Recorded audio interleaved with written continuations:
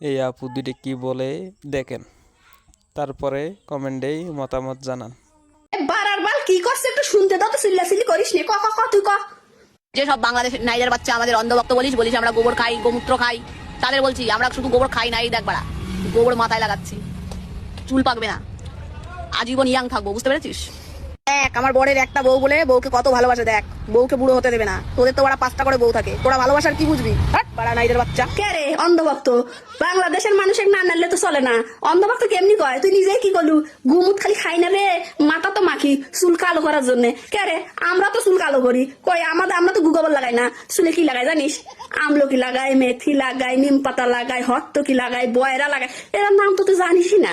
তোরা গুগবর খাই মানুষ হইছু আর গুগবর লাগাই মানুষ হইছু, এর নাম শুনবো কি করে? তো যাই হোক, তুই কি করলু যে মাথার দিলে জুয়ান থাকমু, বুড়া হমু না? তোর সাথে সাথে যদি ওই বুড়াটাকে না লাগালুনি তাহলে তো না ভালো হলো নি। ওই বুড়ার সাথে কিন্তু মানাচ্ছে, বাপ বেটি দেখা যাচ্ছে। তো তুই কি কস? বাংলাদেশের মানুষ বলে 4-5টা বিয়া করে, তুই করবি না? তোকারের মতো কি বুড়া ন্যান করে তারপর বিয়া করে?